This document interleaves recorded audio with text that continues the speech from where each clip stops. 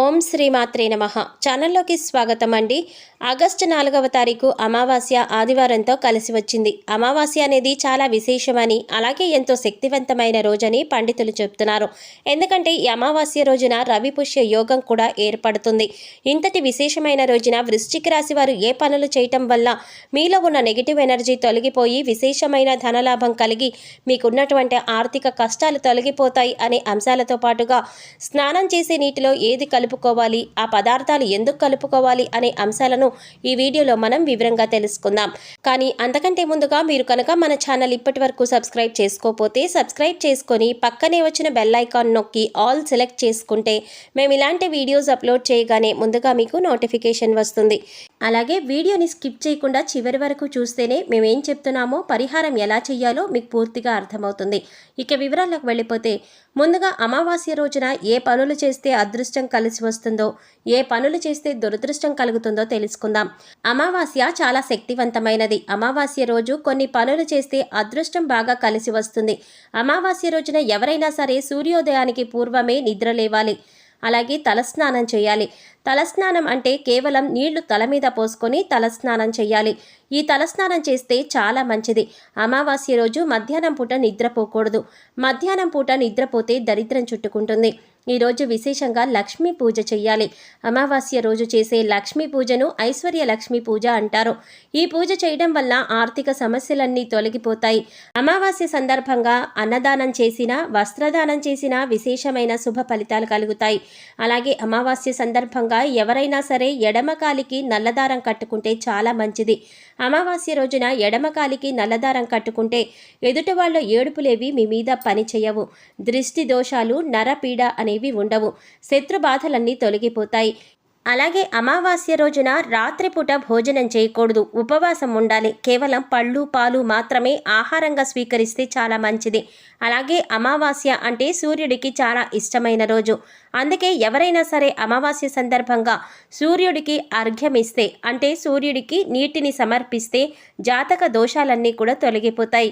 అంటే రాగి చెంబులో నీళ్లు తీసుకొని ఆ నీళ్లల్లో ఎర్ర పుష్పము, చిటికెడు కుంకుమ పువ్వు, కొద్దిగా గంధం కలిపి తూర్పు వైపు తిరిగి ఓం సవిత్రే నమః అని 12 సార్లు జపించి సూర్యభగవానుడికి అర్ఘ్యమిచ్చినట్లయితే విశేషమైన ఫలితాలు కలుగుతాయి.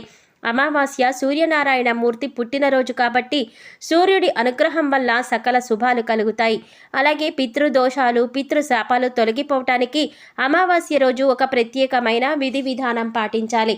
మీకు దగ్గరలో రావి చెట్టు ఉన్నట్లయితే రావి చెట్టు దగ్గరకు వెళ్ళి రావి చెట్టు మొదట్లో ఆవ నూనెతో, అంటే మస్టర్డ్ ఆయిల్ ప్రమిదలో పోసి 8 ఒత్తులు విడివిడిగా వేసి దీపాన్ని వెలిగించాలి.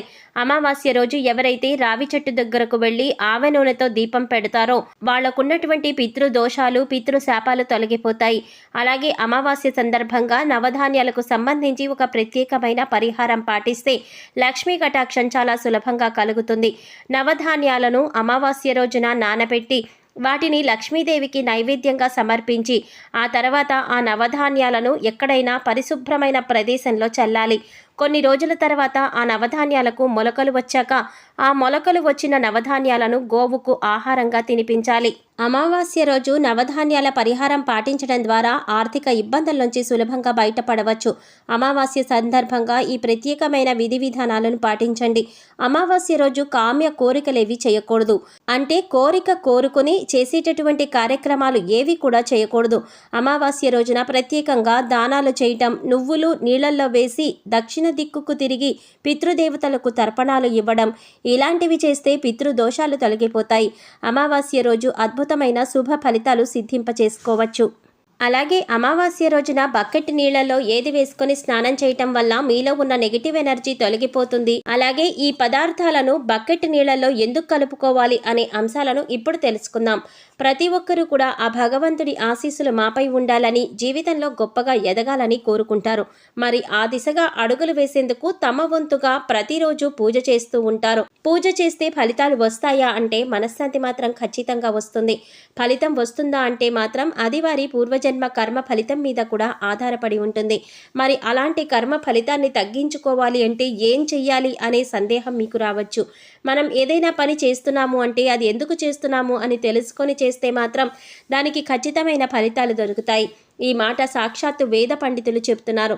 ఇంతటి విశేషమైన రోజున ఈ చిన్న పరిహారం చేసినట్లయితే కనుక లక్ష్మీదేవి కటాక్షం కారణంగా దరిద్ర బాధలు తొలగిపోతాయి, సిరి సంపదలు చేకూరుతాయి. చూడడానికి ఈ పరిహారాలు తేలిగ్గా అనిపించవచ్చు, కానీ వీటి ఫలితాలు మాత్రం చాలా గొప్పగా ఉంటాయి. ఇందుకోసం మీకు ముఖ్యంగా కావలసింది నమ్మకం. అలాగే ఈ పరిహారం మనకి పనిచేస్తుంది, కష్టాల నుంచి బయటపడేస్తుంది అనే విశ్వాసం.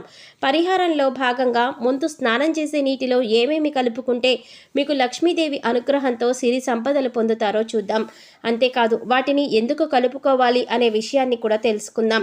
ఈ సృష్టిలో ప్రతి ఒక్క పదార్థానికి కూడా ఒక ప్రత్యేకత ఉంటుంది. అంతేకాదు మనం కనుక మనసులో బలంగా సంకల్పించుకుంటే ఆ పదార్థంలో ఉన్న గుణం ప్రత్యేకమైన పదార్థాలతో చేర్చి ఉపయోగించడం వల్ల మన సంకల్పాన్ని భగవంతుడికి చేరవేస్తుంది. కానీ ఈ పరిహారాలు తేలిగ్గా ఉన్నాయి కదా చేసేద్దామని చేయటం కాదు, మనస్ఫూర్తిగా నమ్మి చేయాలి, అప్పుడే మీకు సత్ఫలితాలు వస్తాయి. ఇక ఇంతటి విశేషమైన అమావాస్య రోజున ఈ రాశివారు ఉదయాన్నే నిద్రలేచి చక్కగా స్నానం చేయండి.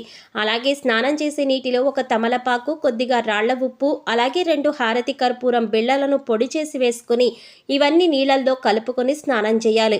ఈ నీళ్లతో పిల్లలు ఇంకా పెద్దవాళ్ళు కూడా స్నానం చేయవచ్చు. తమలపాకు అంటే శుభ సూచకం, అలాగే భగవంతుడికి ఎంతో ఇష్టం. అంతేకాకుండా ఈ పదార్థాలన్నీ కూడా మీలో పాజిటివ్ ఎనర్జీ పెంచుతాయి, మీ చుట్టూ ఉన్న నెగిటివ్ ఎనర్జీని తీసేస్తాయి. ఈ పదార్థాలు నీళ్ళల్లో కలిపి స్నానం చేయటం వల్ల భగవంతుడి అనుగ్రహాన్ని మీరు పొందుతారు. బకెట్ నీళ్ళల్లో ఒక తమలపాకు వేసి అరగంట తర్వాత స్నానం చేస్తే శరీరానికి మరింత స్వచ్ఛత లభిస్తుంది, ఒంట్లో ఉండే నెగిటివ్ ఎనర్జీ అంతా తొలగిపోతుంది. ఇక రెండవ పదార్థం మనం నీళ్లలో కలిపింది రాళ్ల ఉప్పు. ఈ రాళ్ల ఉప్పు నీళ్లలో కలపడం వల్ల మనలో ఉన్నటువంటి నకారాత్మక శక్తి అనేది తొలగిపోతుంది, అంటే నెగిటివ్ ఎనర్జీ. వాస్తవానికి చెప్పాలంటే మనకు తెలియకుండా మన మీద ఒక రకమైనటువంటి నకారాత్మక శక్తి పనిచేస్తూ ఉంటుంది. ఇక ఇలాంటి నకారాత్మక శక్తి ఉన్నప్పుడు మనం చేసే పనులలో ఆటంకాలు రావడం, అలాగే ఆర్థికంగా కుంగిపోవడం, ఇలాంటివన్నీ మనం చూస్తూ ఉంటాం. ఇక ఈ నకారాత్మక శక్తి నుంచి బయటపడడానికి చిన్న చిన్న పరిహారాలు చేసుకుంటే సరిపోతుంది. దాన్ని తొలగించుకోవడానికి రాళ్ల ఉప్పు మనకెంతగానో సహాయపడుతుంది. ఇక మూడవ పదార్థం మనం నీళ్ళల్లో కలిపింది కర్పూరం బిళ్ళలు. ఇలా 2 కర్పూరం బిళ్ళలను పొడి చేసి నీళ్ళల్లో కలపడం వల్ల మనలో ఉన్న దైవ బలం పెంపొందుతుంది. దీని నుంచి వచ్చే సువాసన మనలో ఉన్న చెడు ఆలోచనలు తొలగించి ఆధ్యాత్మికం వైపు మనల్ని నడిపిస్తుంది. సో చూసారు కదండి, ఆగస్టు 4వ తారీఖు ఆదివారం అమావాస్యతో కలిసి వచ్చింది. అలాగే అదే రోజు రవిపుష్య యోగం కూడా ఏర్పడుతుంది. ఇంతటి విశేషమైన రోజున ఈ రాశివారు ఏ చిన్న పరిహారం చేయటం వల్ల వారి జీవితంలో ఉండే కష్టాలు నష్టాలు అన్నీ తొలగిపోతాయి అనే అంశాలతో పాటుగా అమావాస్య రోజున స్నానం చేసే బకెట్ నీటిలో ఏది కలుపుకొని స్నానం చేయటం వల్ల నెగిటివ్ ఎనర్జీ తొలగిపోయి ఆర్థికంగా అభివృద్ధి చెందుతారు అనే అంశాలను ఈ వీడియోలో మనం వివరంగా తెలుసుకున్నాం కదా. ఈ వీడియో మీకు నచ్చినట్లయితే లైక్ చేసి మీ ఫ్రెండ్స్ అండ్ ఫ్యామిలీ మెంబర్స్లో వృశ్చిక రాశి వారు ఎవరైనా ఉంటే వారితో మర్చిపోకుండా ఈ వీడియోని షేర్ చేసుకోండి. అలాగే ఇప్పటి వరకు మన ఛానల్ కనుక సబ్స్క్రైబ్ చేసుకోకపోతే సబ్స్క్రైబ్ చేసుకుని పక్కనే వచ్చిన బెల్ ఐకాన్ నొక్కి ఆల్ సెలెక్ట్ చేసుకుంటే మేము ఇలాంటి వీడియోస్ అప్లోడ్ చేయగానే ముందుగా మీకు నోటిఫికేషన్ వస్తుంది. మరో చక్కటి వీడియోతో మళ్ళీ కలుద్దామండి. ఓం శ్రీ మాత్రే నమః.